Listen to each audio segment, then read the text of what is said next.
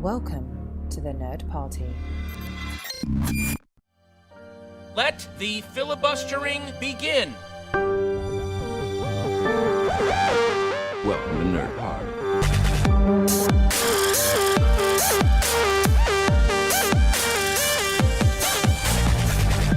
Hello and welcome to the 100th episode of Filibuster.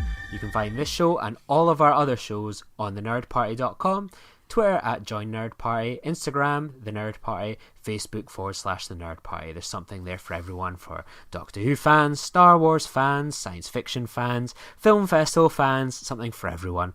So to celebrate this 100th episode, I'm joined by my usual co-host, Dallas King. How are you, Dallas? I'm very well, yourself? Yeah, not too bad. It's a bit early to be popping any sort of champagne and having any birthday cake, but I will be bashing on with it nonetheless. And I'm also joined by Shawn from Missing Frames. How are you, Shawn? Hey, Lee. It's great to be back. This is the second episode in a week. Exactly, yes, I know, and I think three in a row we'll have had Deadpool, we had Solo, and now this, so you'll be going from and Shawn Eastridge probably to special guest star Shawn Eastridge at this rate. I'm delighted. Absolutely. And to kind of celebrate this 100th episode, I just want to, thank kind of everyone that's really kind of helped to get us kind of where we are today, to go 100 episodes. I know everyone and their dog has a podcast these days, but, I'm really happy that this has got to 100 episodes. And, I owe so much to Tristan Riddell, who's been so supportive of me and the show over the past 2 years and has been giving me amazing advice, helped me with so many technical challenges, which have been many, and has encouraged me to kind of make the show what's kind of really become. And it's crazy to think like this is our 100th episode, but in that time, excluding myself, we've had like 6 to 8 different people on this show, and I'm going to try my best to quickly wrap off, give them all a shout out, because they've all made the show what they are. So if you indulge me just a minute, I want to and you'll get a plug here as well. Oh good, I was going to say, unless I get a plug, I'm not okay with this. Yeah, and this is like in the order of all these people of when they've appeared, so you'll get an indication of when you first appeared, Shawn. This is going to take forever, but go ahead.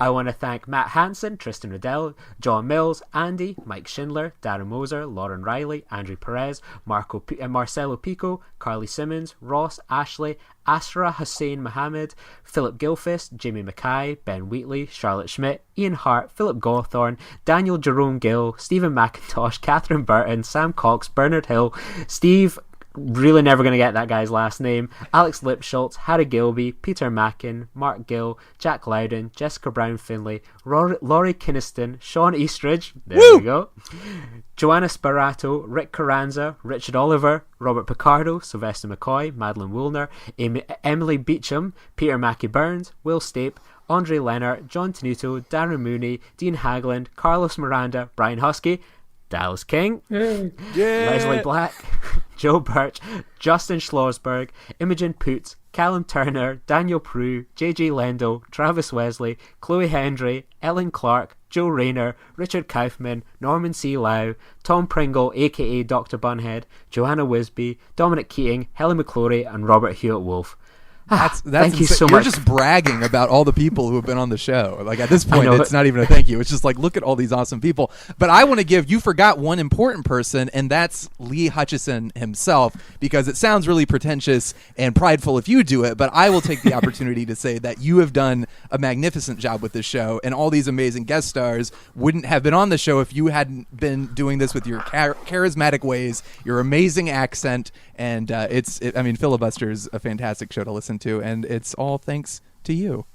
Thank you very much. And as I say, it's always a team effort on this, and to all these people that have given up their time, different artists, fellow podcasters, people from the Nerd Party. I mean, people like yourself when you were involved in the Marvel project. Like everyone's got their own shows they're working on, and always seem to find the time to come on here as well. And Dallas, you've been an incredible addition the past, I think it was February, and here we are in May, and we've done quite a bit together, and probably plenty more to come as well. So it's been a real pleasure working with you and everyone else on the Nerd Party. No, it's been our pleasure, I think, because I've had a great time ever since appearing since February, and hopefully it's to another 100 to go. Here we go. Exactly, and we'll probably get out 100 episodes come June when we start doing film festival stuff. But it's not just us that's celebrating an anniversary today. When we were kind of like, right, what are we going to do for 100th episode? We got a group of us together. Like, we could do this, we could do that. And Mike Schindler, another great guy. He suggested, well, it's the Jurassic Park 25th anniversary, and originally we were going to do an audio commentary, but it was hard enough getting all our schedules to align. So we've decided to go with just talking about Jurassic Park. Its 25th anniversary. It's a film that I think probably resonates with myself and you two as much. So I'd love to kind of just dive into Jurassic Park, and we've had an amazing summer of movies so far, and we've got a new Jurassic Park movie on the horizon. But I want to go back 25 years ago, and I'd love to hear, as always, what was your first connection and experience with Jurassic Park? And Dallas, how did it begin for you? I don't know when it began for me, but I think I remember seeing it at my local cinema. It was either the Odeon or the ABC. It was a family trip, and I just loved it straight away. I just thought it was absolutely fantastic. And then I think I did one of those things, basically, when we went on summer holiday after that, I took the book with me and I read the book, and then started to realise, I think it was one of the first films I sort of realised, the difference between sort of script and novel and adaptation, because there's a lot of differences between the novel and the final film. So that sort of got me into sort of maybe a bit about sort of how films are made and stuff like that, and how you come to those decisions. But for me, it was an absolute thrill ride watching it, and I rewatched it yesterday in preparation for this, and for me, it's still one of those sort of near perfect blockbusters for me. I think it's just a fantastic film. What about yourself, Shawn? What was your Jurassic Park story all the way back in 1993? I never saw it in theaters. I don't remember why. It wasn't on my radar. I remember seeing commercials for it, but I think it was just completely out of the question, because it's like, oh my gosh, it's about dinosaurs and monsters, and it's like terrifying. My parents would never let me see it. Thankfully, that's what friends are for. And when I had a sleepover at a friend of mine, we were on the same soccer team. My brother and I spent the night at his place, and we were just watching tons of movies that my parents would never let me watch. That's really, I think, why boys' sleepovers exist, is so you can sneak in a view of a movie that your parents were like, never. I watched Batman Returns that night, but more importantly, I saw Jurassic Park for the first time that night. And it was like, for a period of time, like, I was about 9 years old when I first saw it, and it was just the best thing I'd ever seen. And I loved it. I found a way to get a VHS copy, and I would watch it maybe 2 to 3 times a day. It had probably as much an effect on my love of film as like seeing Return of the Jedi or Superman or Back to the Future did. It was that significant in my life, and I have such a love for it. And I did get to see it when it was re-released in theaters for the 3D showing, which is actually one of the only 3D movies, at least a post-conversion, that I've seen that turned out really well. And that was like a delightful way to come full circle and get that. That was around the 20th anniversary of the film, but I can't believe it's been 25 years. I have so much love for this movie. It's such a fantastic film. I totally agree with Dallas. I still think it holds up as one of the great blockbusters of all time.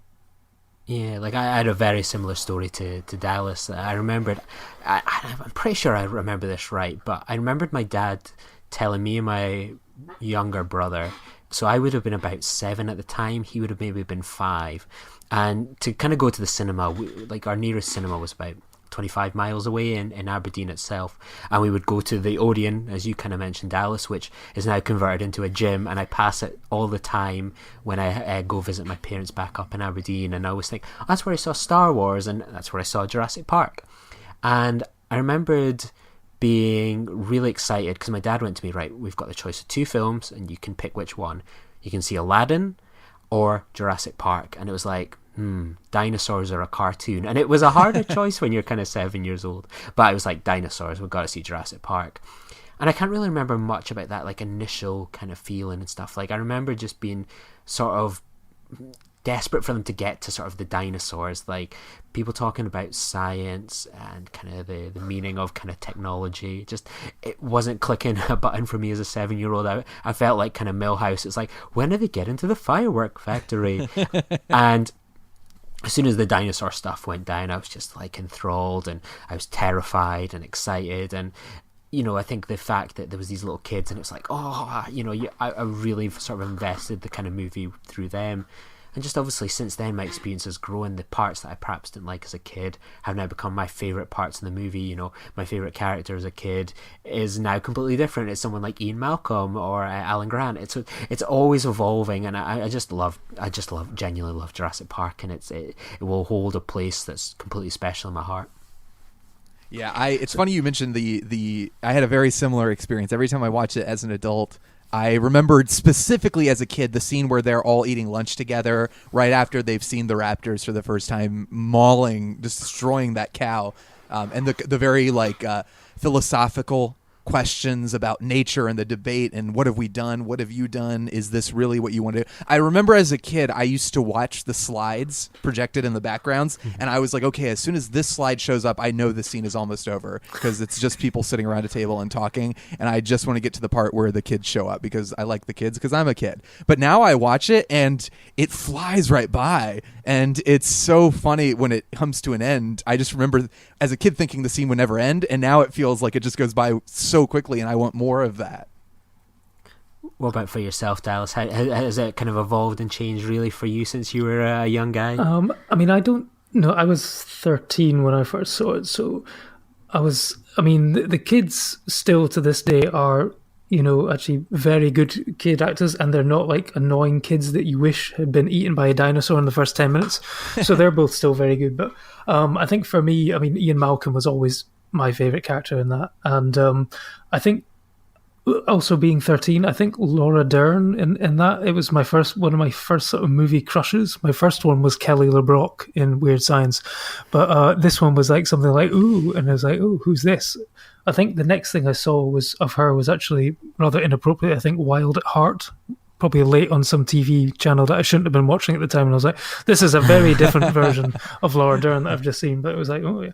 But no, I thought it was, when the dinosaurs come out, and I didn't think I had too much of an issue with the lead up to that, because the opening sequence is still played to perfection. It's just absolutely fantastic with the whole sort of, you think that a dinosaur's coming through the woods, and it's actually not. It's just a cage with a dinosaur in it, and they sort of play that really well. And the whole sort of shoot her thing, it's just fantastic. And then I think it still holds up for me. There's even the technology. The dinosaurs and the CG are fantastic, and I think that's one of the things that people were critical of Jurassic World for, was the over reliance on CG dinosaurs, because it's the animatronic dinosaurs in this film are absolutely fantastic. It's like, when Superman came out, they said you will believe a man can fly, and in Jurassic Park you will believe that they've brought dinosaurs back to life. It was absolutely incredible. The only thing that doesn't stand up, that dates the film, is probably the Unix system, the whole sort of computer system that they use to control Jurassic Park these days is just utterly baffling. All the hacking references, like everyone's a hacker in this movie. It's like, oh my god. So yeah, that's the only thing that dates it. Everything else is still works completely to this day, I think. Yeah, I remember the opening scene. I couldn't watch for like. I would watch the movie, and I would have to leave the room when that guy starts getting dragged into the cage with the raptor. I could not watch that for almost a year, I think. It took me a long time before I could sit down and watch that moment without like having to leave. But that's one of the most impressive things about Jurassic Park is the effects, and I defy anybody to tell me otherwise, that this movie can't hold a candle to other films made in this day and age, because I think a lot of that has to do, and the difference between a movie like this and Jurassic World is that Jurassic World, it lives in a world where that is like the norm. Like, oh, you have to have these big effects things. It's almost not special anymore. When they made Jurassic Park, that was the best possible effect they had to make dinosaurs look real. It's like now it's just kind of a default setting, like, oh, we need special effects, you need to put them in there. But back then it was like, how are we going to make these look as real as possible? This is the only tool we have to do it. And that necessity almost, I think that's why it still holds up, because it's not overwhelming. It's still in its infancy, and some of it, like the Gallimimus scene, that's the one scene where I'm like, oh, these effects don't look as good. But like the T-Rex stuff, the raptors, it's incredible. And I think a lot of it just has to do with they were so dedicated to using the tool to tell the story instead of vice versa, as we see in a lot of movies these days. Yeah, it's like another one that Stan Winston can add to his, like, his amazing work. This, Terminator, Aliens. It's genuinely incredible. And I'm the same as you. I've, like, you were saying that you saw the 3D remastering a few years ago. Like, I've been lucky enough to see it kind of a few times since, on IMAX screens, kind of live events, and it still looks incredible on the big screen. Like, you look at it and you think, is it going to maybe be a bit dated here or a bit dated there in terms of the visuals? But never once have I looked at that and thought, nah, I can see the magicians at work here. I'm always immediately like, yep, that's dinosaurs, and they've done an incredible job from the dinosaur at the beginning all the way to the raptors. It just looks incredible. You feel the weight of it too, that first moment when it's such a beautiful scene when they first see the dinosaurs for the first time, just like out there, and it's very majestic. I still get shivers watching it. Just it's so beautifully. I mean, Spielberg is just a he can play audiences like a violin, but he orchestrates that so well with John Williams' music and the effects. I mean, now I see that scene and I'm like, yeah, the CG is a little bit dated, but I'm fully invested and I fully buy into, like, these are dinosaurs, and I can't tap into, like, how I felt as a kid. As a kid, I wasn't thinking these are effects. I was just thinking, like, oh, it's a movie, everything is real. I don't know. I didn't have that disconnect as a kid, but, like, I can't imagine what it must have been like to maybe be a film fan, like an adult, or like at the age where you could kind of fathom what they were achieving, and to see that on the big screen for the first time, to be like, oh my God, it's like what Grant says, it's a dinosaur. Like, it's like you fully believe it. It still blows my mind to this day that I can put this on and feel like I don't have to do much of an effort to kind of be like, well, it's a little dated. It still feels very modern to me. I think when you talk about the weight of things, I think that's one of the things that's missing in films these days. And I think I went a couple weeks ago and see Star Trek II: The Wrath of Khan on the big screen again, and it had 35 plus years now, maybe a bit more, and it comes out. Oh no, it is 35, and it comes out of the the space dock, and you feel the ship and you feel the movement, and it's that model work, and you feel, wow, it's got heaviness, it's got weight. And then it kind of goes off. Whereas I've seen those movies with CGI versions of pretty much the same ship, and it's like, oh, that looks pretty cool, but it doesn't have that weight, and that's something I think is missing in these Jurassic World, for example, that's missing in those films. And with this, you feel that the weight when it smashes down. You can just feel it and see it, and I just think that's something that's so incredibly hard to do. Yeah, no, I think it's like it's almost to the point these days, I think, when it's special effects, or are they just effects because they're not that special anymore, really. But it's like when you see the T-Rex's foot go into the mud and sink into the mud, yeah, you can really feel that this is a dinosaur. And I mean, I think what helps it work is the whole sort of a Mr. DNA sequence and stuff like that, because there's a lot of information in there, but they sort of rattle through it in a couple of minutes. But the science, it seems plausible. The way they explain it, they seem like, oh yeah, you just get a fossilized mosquito, you draw out the blood, you then mix it with some frog DNA, and then boom, yeah, we can easily make a dinosaur. And you go, okay, yeah, no, that sounds plausible, doesn't it? Absolutely, yeah. So, it probably could work. You kind of buy into it.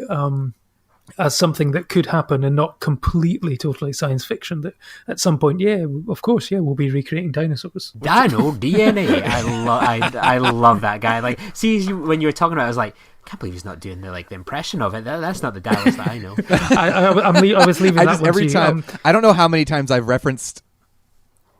Yeah, no, I was leaving that one to you. I'm gonna save up and do my John Hammond, who gets increasingly more Scottish as the film gets on. I'm not sure if anyone else notices this. Yeah, it's just really, really weird. Well, him and Sam Neill, at times their accents are like just on the verge of breaking through. But I love the Mr. DNA scene. I think I quote by accident, like on a regular basis, like from your blood, and hello John, hello John, hello John, hello John. Like, I don't know. Every time I meet a new John, I think maybe even John Mills, the first time we met, I might have pulled this on him, but I always feel like hello John, and nobody understands it. And to me, Mr. DNA that's the reason Jurassic Park works. It's all Mr. DNA. It's thanks to him. one of the lines I always quote from the series, it is from The Lost World, and no one's ever really pulled me up on it, and sometimes I don't even think it's vastly inappropriate, it's appropriate, but I'll just go like, ooh, that's how it always starts, and soon there's running and screaming. It's like, it just gets acknowledged. Oh, he's just saying that. Like, and I don't know why, but that is my go-to line. I've used that one as well. My favourite Ian Malcolm one. It's a great line. The one I always think one of the best things about Jurassic Park, and I think I don't know about America, but we've got it here in the UK this year, there's a 25th anniversary music tour where they're performing the music to the film with a live orchestra. So it's going to be placed in Scotland, London, England. And I saw it a few years ago myself. Like, it was announced, like, they're doing Jurassic Park live with an orchestra at the Albert Hall. And I was triggered straight. I was like, I need to get tickets to this. I managed to round up some friends to go along. And I remembered I worked at an unnamed university at the time, and I was like, oh, these tickets are going on sale at 1 o'clock. And I had a meeting, and I went, excuse me, I just need to pop to the bathroom for a few minutes. My stomach's a bit upset. I kind of got that lie in a bit early. Went into the bathroom, just sat on my phone while the ticket website just like loaded away, booked my tickets, and I was like, amazing. And it was probably became one of the most emotional experiences I had as a film fan, that being there at the beginning when they see the dinosaurs for the first time, and Alan Grant takes off his glasses, and like then the music soars, that John Williams score. Like, I genuinely could have been emotional then. It was just like the you could just feel the tears just kind of underneath the eyes at the time. And if anyone has the chance, go see it live in a city or a town near you. It's genuinely one of the best experiences you'll have as a movie fan and a Jurassic Park fan. I'm bummed. I don't think we're doing anything like that over here in the States, and I feel like we should. I haven't heard, if there is something, I haven't heard of it. I know sometimes they'll do anniversary tours. One of my good friends, Richie Pepio, he and I have been pushing for a 40th anniversary screening for Superman with a live orchestra, because we'd love to see that. But I can't even imagine seeing Jurassic Park on the big screen with with the orchestra playing the music in this film. I think it's one of John Williams' best scores. Yeah, 100% agree with you there. It's just beautiful. And something else, not related to the score at all, but what's incredible about this film that you don't really think about, but this movie, without any precedent, because we've all gone to museums as kids and we've seen fossils and we've seen this, and there have been movies with dinosaurs in them that look goofy, like, it's a lot of stop motion stuff, like things like King Kong and kind of goofy effects. But I feel like Jurassic Park paved the way for what the official consensus of dinosaurs is today. And you don't really think about it, but when you think about dinosaurs, how they must have looked, how they felt, you think about Jurassic Park. I feel like even archaeologists and scientists point to this movie as like, because they did their research. But it's incredible to think beyond the fact that the effects are amazing and you totally buy into this world. It's the fact that when you think of dinosaurs personally, it's almost like you're picturing the sights and the sounds of this movie that this movie gave. Is that the image you get, Dallas, when you think of a T-Rex? Do you think of the Jurassic Park T-Rex or the Land Before Time one, or something out of a book? No, I think I would think of the Jurassic Park dinosaurs as my go-to references. And I mean, someone could tell me otherwise, and I know it's not true, but for me, a Dilophosaurus, it does have this sort of giant sort of fanning neck and it spits venom. Of course it does. Why would Steven Spielberg make that up? Yes, I know, because it makes for a much more attractive movie monster. But yeah, no, for me, that's what a Dilophosaurus is. And yeah, no, I mean, for a T-Rex, if I close my eyes and someone asked me, draw a T-Rex or whatever, I would draw the one from Jurassic Park. It would have to be that. I think they said that velociraptors are actually smaller than the way they were depicted in the movie, but they're not as much of a threat. Again, it's the Spielberg magic coming in and saying, like, well, let's make them a little bigger so they're more of a threat. But it's, again, who cares? As far as I'm concerned, they were that big, and it's because this is until we actually figure out how to make this theory work with dino DNA and the amber and mosquitoes. As far as I'm concerned, Jurassic Park and these movies give us the most valid depiction of what dinosaurs look like. So why wouldn't we just picture those every time? Yeah, like I always think of like how much of that. It kind of strikes you at the sort of age where I was sort of, primary school level.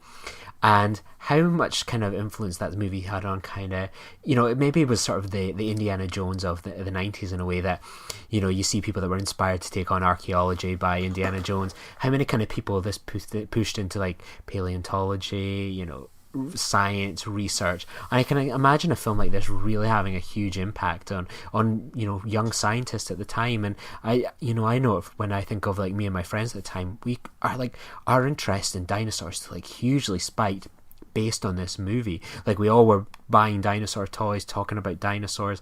Like they were the superheroes really of the 90s for me and my friends. And it really feels like that was the peak of dinosaur fever, was the 90s, was sort of between like Jurassic Park and The Lost World. Yeah, I'm definitely the same with me.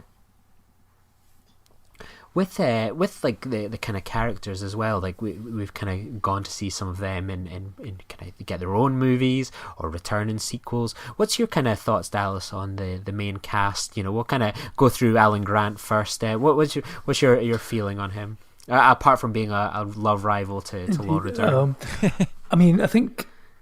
I don't think I really knew Sam Neill much as an actor. I don't think when I first saw Jurassic Park, so it's probably my first real introduction to him. But I thought he was a good character, and I liked he was a sort of traditional sort of dinosaur person, and was sort of interested in the fossils and the sort of the dead dinosaurs, and was a sort of a nice counterbalance to the other characters, and was sort of staying on the straight and narrow.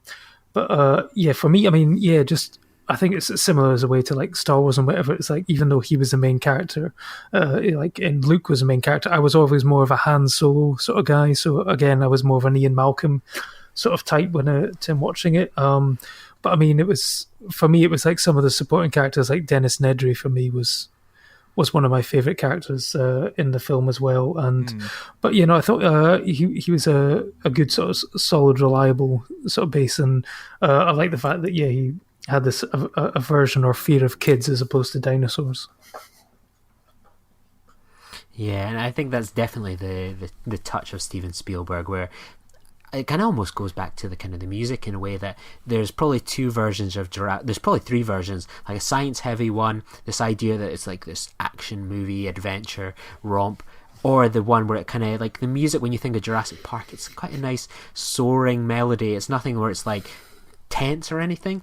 And I think like the kind of, you think of Jurassic Park, it's like, oh, it's escaping this island, but in reality it's about this man that learns to accept that kids might be an okay thing to have, and sort of growing up and wanting to become that adult, putting aside perhaps his passion to maybe settle down one day, or finding out how you can kind of balance both of them. I think that's definitely the joy of Dr. Grant. How do you feel about him, Shawn? Yeah, I love Sam Neill. It's similar to Dallas. I couldn't think of him in anything else. Of course, I was so young when I saw this. I hadn't seen a lot of movies, so for a lot of these actors, this is my first time seeing them in action. So I loved Grant. I tend to gravitate towards whoever the main protagonist in a movie is. I'm always like, I like that character the most. But Ian Malcolm was always a favorite of mine, especially growing up. Just that first line. So you two dig up dinosaur bones, and his little. Is there not like a 24-hour video of someone just doing that laugh? It's like, that is. Jurassic Park is a movie. As I've gotten older, I've realized the story, the plot, and the characters, with the exception of Alan Grant's kind of growth as a character, like you said, to learn, kids aren't so bad. I could be a dad someday. It's almost like a superficial character arc in a way, because the story and characters are very much in service of, this is a movie you go to see for the spectacle, for the effects, for the excitement of it, not for the necessarily engaging plot. They do their part. The story does its part. It gets you where you need to be. But for the most part, the reason these characters work so well is because the performances are so good. These characters are so likable. And even the kids, like you were saying, they're not annoying kids. They're both very sincere, and you actually like them. You don't want them to get eaten. But every last performance in this movie is so good. And that's a lot of... Spielberg does such a great job in his movies letting the actors have that space to respond to things in a very naturalistic way, and especially in movies that deal with scientific stuff, that deal with like the tensity of like these giant monsters and things like that.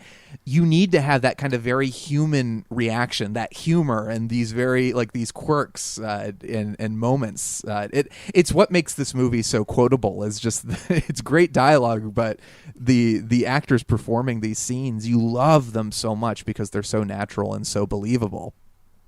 So let's have it then. We've skirted around him a bit.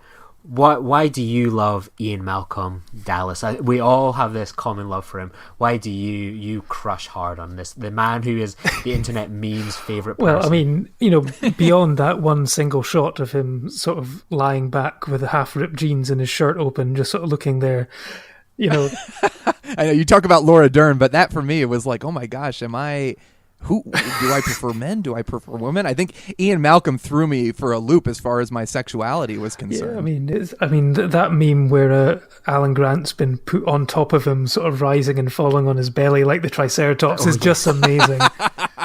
But I think it's like what John Hammond said. It's like you brought the rock star, and he's just like on like another sort of wavelength to everyone else, and he's got the most sort of quotable lines. He's got life finds a way, and then there's like that is one big pile of shit, and you will wash your hands before eating anything, yeah, and just you will have dinosaurs on this dinosaur tour and stuff like that, and it's just and here I am now talking to myself. That's chaos. I think I actually read a book on chaos theory just after seeing Jurassic Park because it interested me. I was like, oh, okay, I'm going to read on this and stuff. It's like, no, surely, Dr. Sattler, you're not, hopefully with the purpose of attraction, are you? And it's like, oh, look at this guy. He's just, and it's the fact that he's flirting so outrageously when he knows that she's with Alan Grant. He's like, I don't care. I'm always on the lookout for another ex-Mrs. Malcolm. Right. He's such he's charming, but he's also... He's the voice of reason in the movie. He's the only... Grant and Sattler kind of do that, but Malcolm from the get-go is like, have you thought about what you're doing here?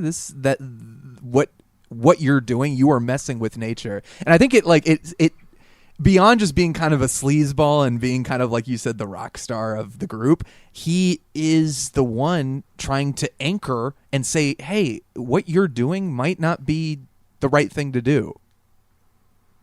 Yeah, and I think he nails it almost in that scene, which I think could be kind of a quote for the ages, especially in sort of in light of this franchise-heavy world we're living in just now, where it's like, before you knew what you had, you packaged it, you painted it, you slapped it on a lunchbox. Like, it's those scenes with like Ian Malcolm where it's like he isn't in it for like a significant amount, kind of in the middle. That's him sort of gone, and then he'll kind of come back, sort of, he's contributing a bit towards the end. But like his impact in that beginning of the movie, where it's like, is so good and it's so memorable, and it's the stuff that I appreciate so much more as an adult. I just think he is, as you say, the rock star in this movie. The other line I love that he says is, what you call discovery, I call the rape of the natural world. Like, that's his big punchline for that scene. It's like it's all leading up to that moment.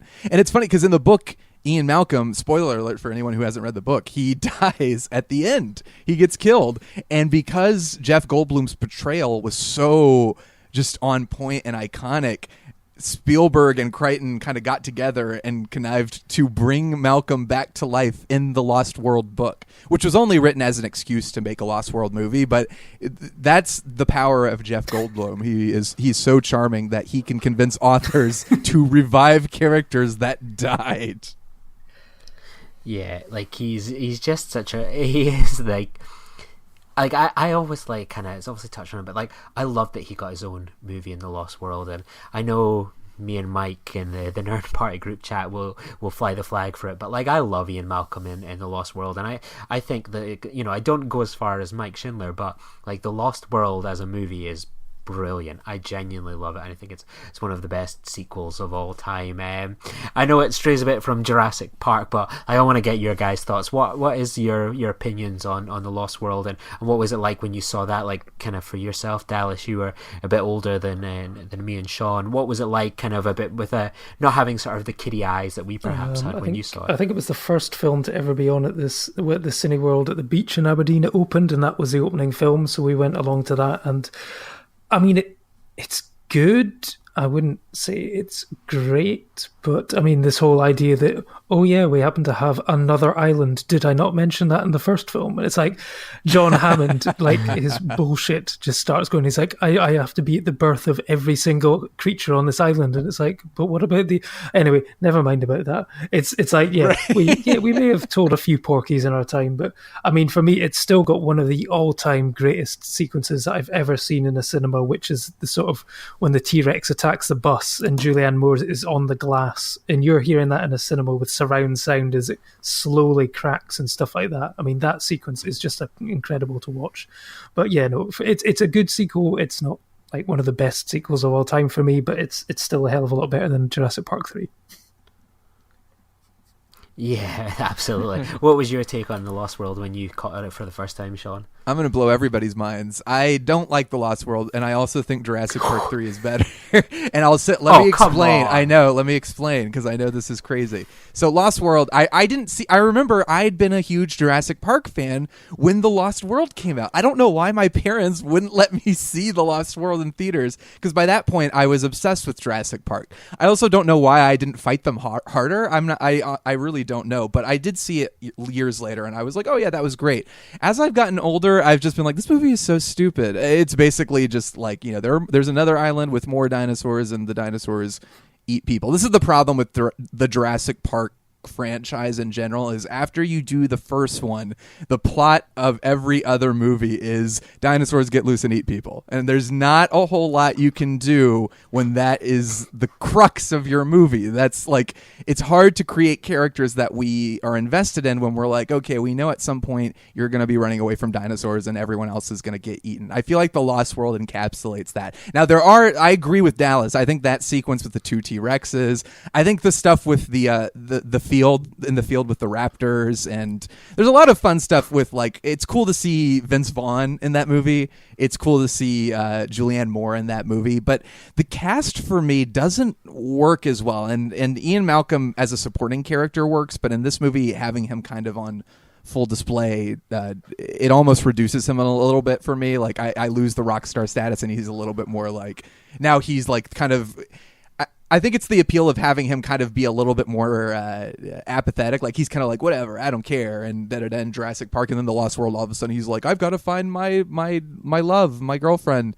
I don't know. It made him a little more boring for me. As for why I like Jurassic Park 3 more, it's only one reason. I don't like Jurassic Park 3 at all. But Jurassic Park 3 introduced a new idea in that it's stupid, but it was like, oh, maybe the raptors can communicate with each other. Maybe there's something different we can explore with this. To me, Lost World felt like Jurassic Park with more dinosaurs and more running around. So I was like, well, at least 3 tried something new. I don't really like it. I'm not even a big fan of Jurassic World. The only reason I'm really excited for the new one is because Bayona's attached, and he's an amazing director. But there you go. That's my spiel.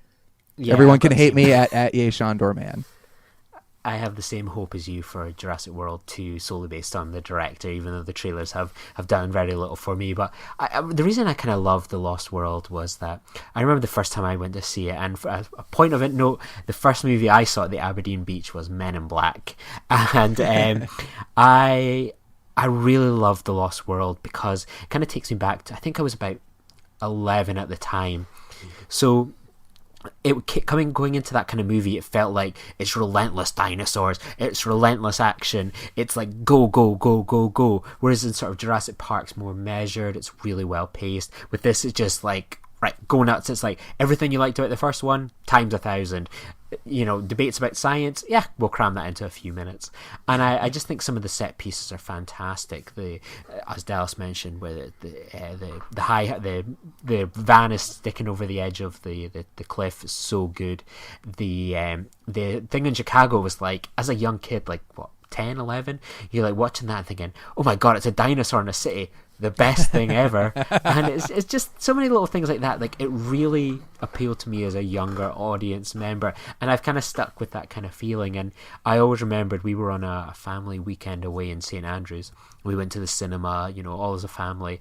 I was, as I say, 10, 11. My brother would have been about 7, maybe far too young, because the scene when Eddie Carr, spoiler alert, is torn apart, he started getting really upset, and my mum had to take him back to the hotel. So me and my dad just stayed and watched the rest of the movie. So it's definitely not as good as the first one by any stretch, but I think it's a significantly enjoyable sequel, and I'm a fan personally. I think what kills it for me is the gymnastics scene when Ian's daughter does gymnastics and kicks a velociraptor out the window. It was like, wow, whatever suspense you were trying to create. It's like the polar opposite of the kitchen scene where these two kids are like, get out of there. All of a sudden it's like, oh no, if they had known gymnastics, they would have been fine. Yeah, it's the fact that, they mentioned early something about the gymnastics, and then it's like, oh no, you just know they wouldn't have mentioned it unless it's going to be used. It's like, oh god, here we go. It's just like, no. Right? But it's true. There is an appeal to the movie because of the fact that it is so unleashed. It's like there is no park. It's just this amazing. There is an appeal to, like, the dinosaurs are in a natural habitat. There's lots of dinosaurs. There is all that stuff. As a kid, I definitely was like, oh, this is cool. There's a lot more of them. So I get that. Yeah, but kind of going back to sort of Jurassic Park, what do you think it is and I suppose it kind of ties into where we're kind of at now with the franchise. Why do you think 25 years on it's continuing to spawn sequels and interest, and like the fact that they think, right, we can create a tour of Jurassic Park? What's kind of its success as we sort of kind of look to wrap up with time ticking away? Dallas, what's your thoughts? I think, people love theme parks, that's always one draw. So to be able to show like a world where you can combine real life dinosaurs and a theme park, it's a fantastic concept, and I think it's one that was used very well in the original. And I actually really enjoyed Jurassic World as well. I thought it was even though it was essentially the same movie again, I really enjoyed it. And but no, for me the first one was just, it's old school classic blockbuster filmmaking. It's got set pieces, it's got character, it's got action, it's got everything that you could want in a movie. And I think, and also the fact that the special effects are so good that it still stands up is just one of the reasons that it was. I mean, the fact that Steven Spielberg made this at the exact same time as Schindler's List is still utterly mind blowing that he managed to do that.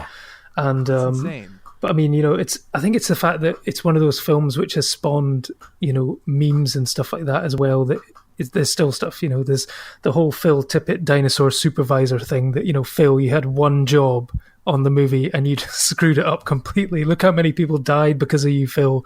And the fact that he's now, he accepts and embraces this on Twitter and stuff like that. I think it's just great. And, I don't think it was until like 10 years after watching it for the first time that, I realised that Samuel Jackson was in it, as Mr. Arnold. It's like, I was like watching it back, a couple of years ago, and I was like, oh yeah, Samuel Jackson's in this, bloody hell. It's like the cast is just superb. I mean, one of my favourite sequences, I think Muldoon was actually one of my favourite characters actually growing up. That whole sort of, clever girls sequence, it was just fantastic for me. Yeah. It's just got so many memorable moments. And it's just, when the T-Rex comes in and saves the day and sort of eats the raptors and stuff like that, you're just like, yes. It's just, for me, it's still 5-star blockbuster status for me.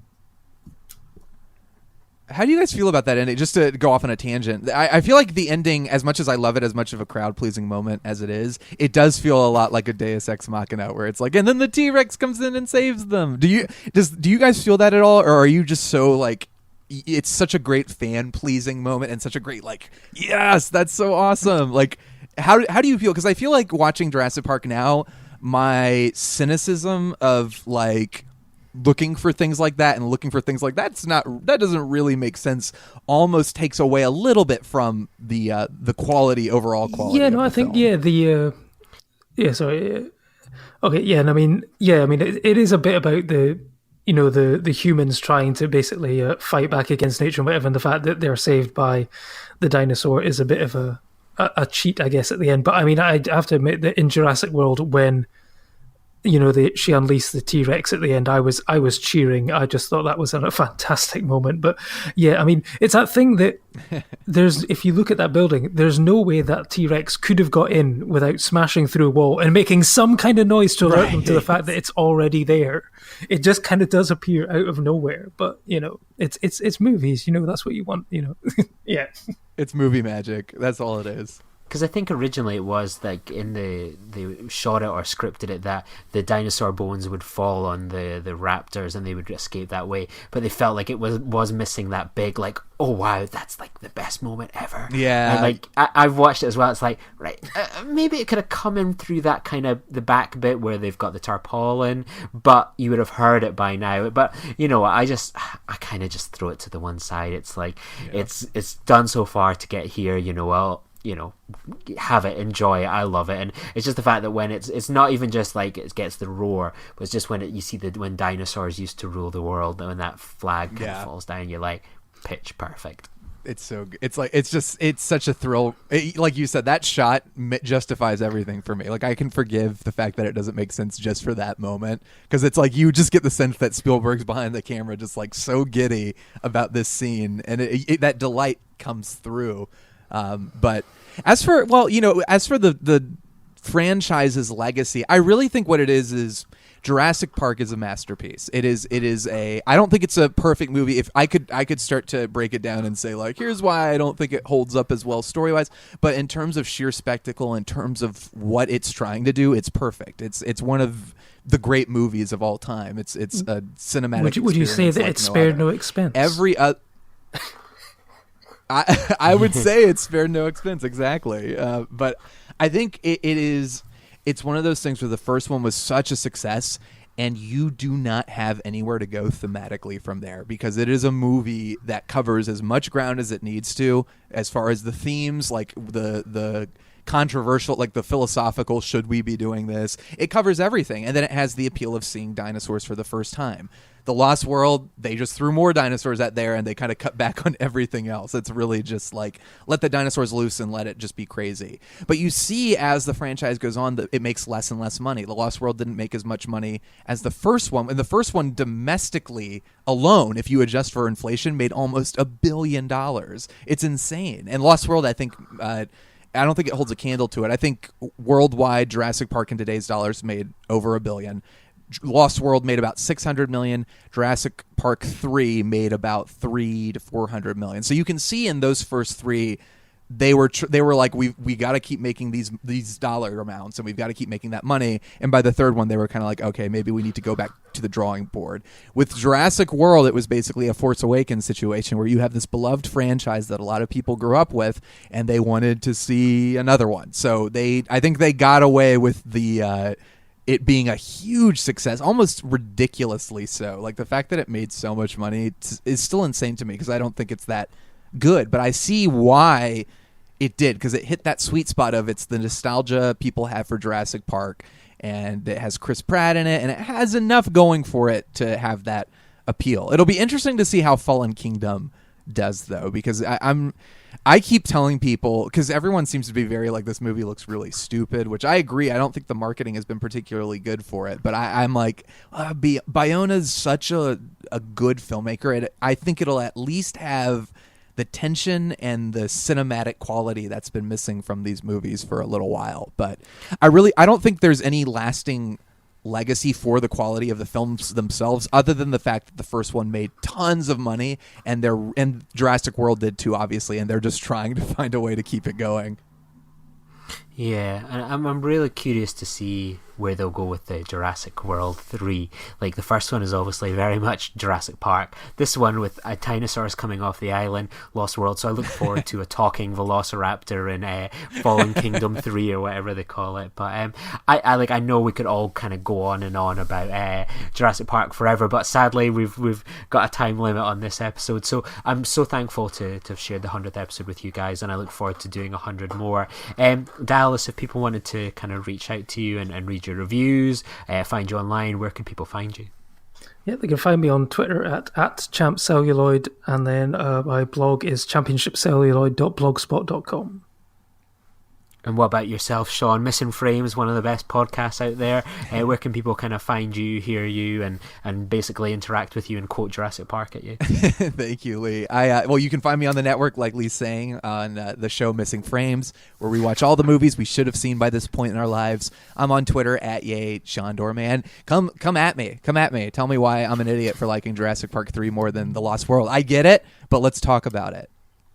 And I think we should leave it with you, Dallas. See us out with one of your best Jurassic Park impressions. Welcome to Jurassic Park. Goodbye.